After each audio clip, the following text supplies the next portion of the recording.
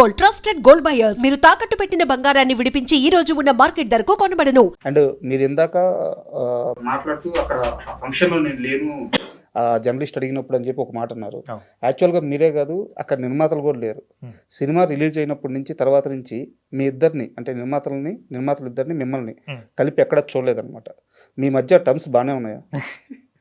Why do you even ask that? అంటే సరే పోనీ దానికంటే ముందు మీరు ఎక్కడ చూసారా మమ్మల్ని? ప్రీ రిలీజ్ ఈవెంట్ పక్కన పెడితే అంతే. దాన్ని వాళ్ళు ఎంత పెద్ద ప్రొడ్యూసర్లు అంటే మామూలుగానే వాళ్ళకి ఎక్కడ కనపడరు. ఓకే, నేను ప్రీ రిలీజ్ ఈవెంట్లో కూడా నేను అదే చెప్పా. అంటే తర్వాత నాతో ఎక్కడ వాళ్ళు కనపడలేదంటే నా ప్రశ్న, ముందు ఎక్కడ కనపడ్డారు మీకు? ఎక్కడా లేరు వాళ్ళు మామూలుగా. అంటే నాకు ఇదంతా జరిగాక నేను ఇంటికి వెళ్ళాక నాకు రవి గారు ఫోన్ చేశారు. తను సినిమా గురించి ఏమీ మాట్లాడలే, నీకు బాగాలేదని విన్నాను, ఎలా ఉంది ఇప్పుడు, ఏమైంది అని, ఇంతే. ఓకే చెప్పాను, జాగ్రత్త అని ఫోన్ పెట్టేశాడు, ఇంతే. అంటే ఈ క్వశ్చన్ అడగడానికి కారణం ఏంటంటే, మీరు ఇది వరకు సినిమా రిలీజ్కు ముందు అర్హత అని ఓడు వాడి ఆడియన్స్ని హర్ట్ చేశారు. ఆ ఎఫెక్ట్ సినిమా మీద ఎంతో కొంత పడిందని నిర్మాతలు నమ్మారు. అందువల్ల మీ ఇద్దరి మధ్య డిస్ప్యూట్ వచ్చింది అని చెప్పి ఒక టాక్ నడిచింది. ఓకే, దీని గురించి మీరు సమాధానం ఇచ్చే ముందు అసలు ఆ రోజు ఏం మాట్లాడారు? మణిరత్నం గారి గురించి ప్రస్తావన, టగ్ లైఫ్ సినిమా గురించి ప్రస్తావన వచ్చింది. సో ఎప్పటి నుంచో మణిరత్నం గారి సినిమాలు చూసి ఆ లవ్ అనుభవించి ఇప్పుడు ఆ పెయిన్ భరించే వాళ్ళు ఒక మాట అంటే వారికి అర్హత ఉంటుంది. ఇప్పుడు అసలు మణిరత్నం ఎవరో తెలియని వాళ్ళు కూడా మణిరత్నం గారికి సినిమాలు ఎలా తీయాలో చెప్తున్నారు అని మీరు అన్నది ఎగ్జాక్ట్గా మాటలైతే ఇవే. ఎందుకు అది రాంగ్గా పోర్ట్రేట్ అయింది? తర్వాత మీరు ఎందుకు అనవసరంగా ఈ మాట వాడానని ఏమైనా బాధపడ్డారా? ఈ మాట వాడాను అనేది నేను బాధపడలేదు, కానీ కొన్నిసార్లు ఓపెన్ అవ్వకపోవడమే మంచిదనే ఫీలింగ్ నాకు వచ్చింది. ఎందుకంటే ఇప్పుడు మీరు అది రామ్ వెంకట్ శ్రీకర్కి ఇచ్చిన ఇంటర్వ్యూ అనుకుంటా, నేను అందులోకి వెళ్ళి క్లియర్గా మీరు చూసుకుంటే నేను ఎక్కడ ప్రేక్షకుడికి ఒక సినిమా చూశాక దాని గురించి చెప్పే అర్హత ఉండాలి అని నేను అనలేదు. యాజ్ ఇట్ ఈస్ నా మాట ఇదే. అంటే ఒక 40 సంవత్సరాలు సౌత్ ఇండియన్ సినిమాకి ఎంతో కృషి చేసిన ఒక వ్యక్తిని మీరు సినిమాలు తీయడం నువ్వు ఆపేయి, ఇంకా నువ్వు ఇంటికి వెళ్ళిపో, నువ్వు సినిమాలు తీయొద్దురా నాయన అనడానికి ఒకటి మనకేం హక్కు ఉంది అనేదాన్ని నేను ఒకసారి అర్హత చూసుకోండి అన్నాను. ఆ మాట అనడానికన్నా నేను, నువ్వు సినిమా చూసాక నువ్వు తిడతావో, ఇంకోటి ఇస్తావో, ఖండిస్తావో, నువ్వు అందజేసుకో, నువ్వు పెట్టిన డబ్బులకి నువ్వు మహా అయితే ఏమనగలుగుతావు? ఒరే నీ సినిమాలకు నేను రానురా బాబు అని. నువ్వు సినిమాలు తీయొద్దనే హక్కు నీకు ఎక్కడిది? ఆ మాట అయితే అనకూడదు అనే హక్కు లేదు. అది ఇప్పుడు నేను దానికి ఏమన్నాను, నేను అలాంటి ఒక మాట అనాల్సి వచ్చినప్పుడు నేను అర్హత ఎత్తుక్కుంటా అన్నా.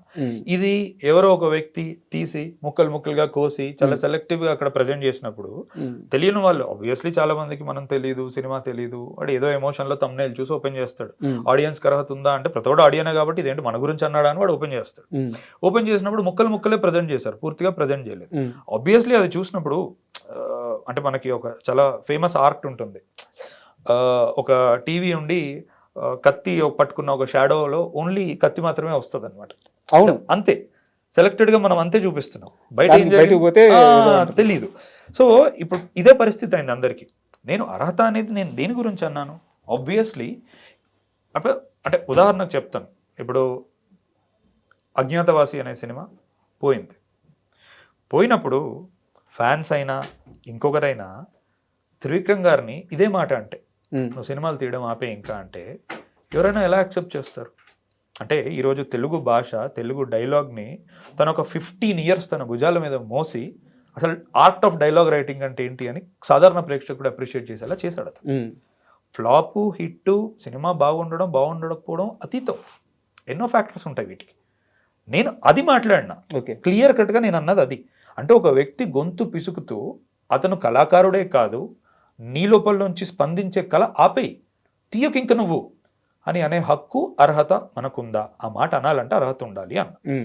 దాన్ని ఆ సదరు ఎవరైతే నాతో ఉన్నాడో రామ్ చాలా క్లియర్గా, అంటే ఎప్పటి నుంచో ఉన్న వాళ్ళకి అనొచ్చా అంటే లీనియన్స్ తీసుకుని నేనేమన్నాను, ఇప్పుడు ఉదాహరణకి మన ఇంట్లో మనం నాన్న తిడితే పడతాం, బయట ఇంకోటి మనం పడం, ఇద్దరు మనుషులే. ఇక్కడ మనకు ఒక బాండ్ ఉంది మన నాన్నతో, అవును, కష్ట నష్టాలు మనకు తెలుసు కాబట్టి ఒక టాలరెన్స్ ఉంటుంది మనకి. ఆ మాటలో నేను అన్నా, ఓకే 40 సంవత్సరాల నుంచి మీ ప్రేమ మీదంతా అతనికి ఇస్తారు కాబట్టి వాళ్ళు అనొచ్చు అన్న నేను. అంటే దాన్ని మీరు చూసుకుంటే అందులో చాలా క్లియర్గా నేను అక్కడే ఎస్టాబ్లిష్ చేసేసా.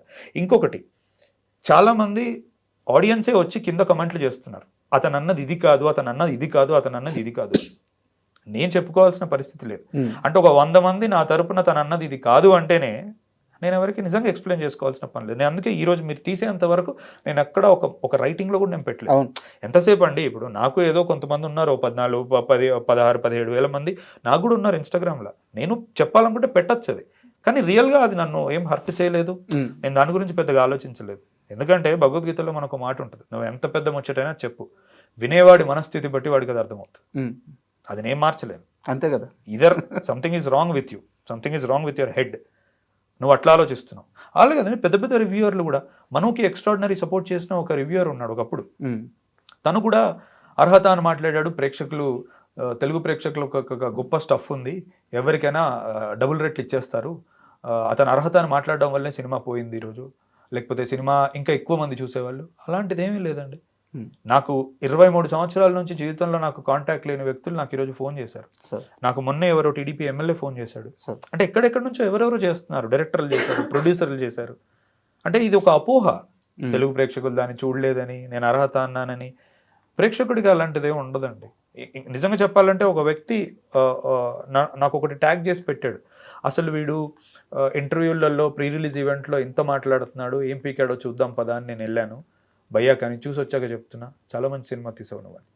అంటే ఆ మైండ్ సెట్తో వెళ్ళిన వాళ్ళు కూడా కేవలం సినిమా మట్టుకే చూసి బయటికి వచ్చి వేరే రకంగా మాట్లాడే వాళ్ళు ఉన్నారు. ఓకే, అంటే ఒక క్లారిటీ కోసం అడిగాను. అండ్ ఫణీంద్ర నాథ్ శెట్టి ఆస్తి ఎంత సార్? నేనే. అంటే ఎందుకు అడిగానంటే, ఎప్పుడూ డబ్బు వెనక పరిగెత్తడం లేదు, మనసుకు నచ్చిన పని చేస్తున్నారు. బట్ ఇక్కడ సర్వైవ్ అవ్వాలంటే, ముఖ్యంగా ఇండస్ట్రీలో సర్వైవ్ అవ్వాలంటే ఒక పాత సామెత ఉంది, స్టూడియోలకి ఆటోలో వెళ్ళకూడదు, కారులోనే వెళ్ళాలి అని చెప్పేసి.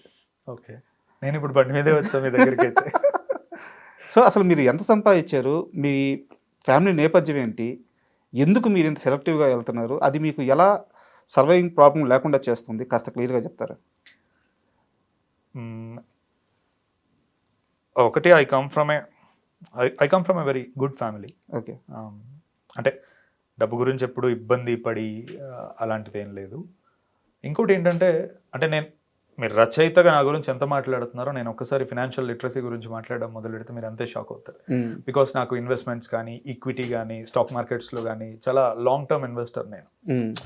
అంటే నాకు ఎప్పుడైనా సరే ఒక 4 రాళ్ళు నీ దగ్గర ఉన్నాయి అంటే వాటిని నీకోసం ఎలా పనిచేయించుకోవాలి అనేది నాకు మను తర్వాత నేను నేర్చుకున్నాను. Okay, so it's been almost 6-7 years that I'm very active in investing. I don't trade. 9:30కి పొద్దున స్టాక్ మార్కెట్లోకి వచ్చి 3:30కి వెళ్ళేది కాదు. సో అంటే వెరీ గ్రేట్ కంపెనీస్ చూసుకొని, సైక్లికల్ ఇన్వెస్టింగ్ కానీ, గుడ్ స్టాక్స్ కానీ, అప్రిషియేషన్ వేటికి ఉంటుంది, ఫ్యూచర్లో ఏవి పెరుగుతాయని నాకు తెలిసి I park my money very carefully there. ఈరోజు అది చిన్న మనీ అయి ఉండొచ్చు, బట్ యునో అట్లీస్ట్ అంటే నేను 2020-21లో పెట్టినప్పుడు అది వేరు. ఈరోజు నాకు ఇంకొక 4-5 years నేను చాలా హ్యాపీగా సర్వైవ్ అయ్యేటట్టు ఉంది, అంటే ఎవరిని చేయి అడగకుండా. ఐ థింక్ ఎక్కడో నాకు అదే చాలా ధైర్యం ఇస్తుంది. ఓకే, అంటే నేను సినిమా గురించి ఎంత రీసెర్చ్ చేసి తెలుసుకొని అలా ఉంటుందో, I'm the same guy when it comes to equity and stock market and investing. So అంటే ఒక హెల్దీ ఫినాన్షియల్ లైఫ్ అనేది చాలా ఇంపార్టెంట్. ముఖ్యంగా నీ యాటిట్యూడ్ని కాంప్రమైజ్ అవ్వకుండా ఉంచుకోవడానికి ఆ చెయ్యి చాచి, ఎందుకంటే డబ్బు మనల్ని చాలా విషయాల్లో మనం వెనకడుగు వేసేలానో సర్దుకుపోయేలా చేస్తుంది. అది నాకు రాకూడదు అని అనుకున్నా. Touch wood, God has been very kind to me. All those things are good. Madhuram cinema స్టార్టింగ్లో అది సినిమానే అందం దాన్ని, షార్ట్ ఫిల్మ్ సుమ గారు కూడా అదే అన్నారు. సో మధురం స్టార్టింగ్లో మీరు ఒక లైన్ వేస్తారు, నా టీమే నా కుటుంబం అని చెప్పేసి, నా బృందమే నా కుటుంబం అని చెప్పేసి. ఇప్పుడు ఇన్నేళ్ల తర్వాత మీరు 8 వసంతాలు సినిమా చేస్తున్నప్పుడు మీకు మళ్ళీ ఆ మధురం హీరోనే ఇన్ని సంవత్సరాల తర్వాత కూడా మీతోనే ఉన్నారా? మళ్ళీ ఆయన్నే తీసుకోవడానికి కారణం ఏంటి?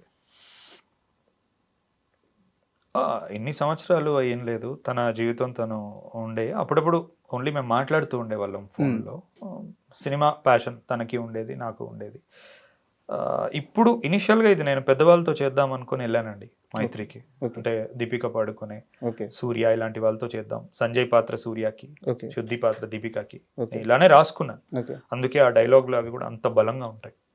అక్కడికి వెళ్ళిన తర్వాత ఎక్కడో వాళ్ళు ఒకసారి కొత్త వాళ్ళతో అయితే ఇంకా బాగుండొచ్చు, పెద్దవాళ్ళతో మనకి కొన్ని ఇబ్బందులు ఉండొచ్చు ఉండకపోవచ్చు తెలీదు, కథ ఎక్కడైనా పాడవుతుందేమో, ఒక్కసారి ఆలోచించు అని అన్నారు.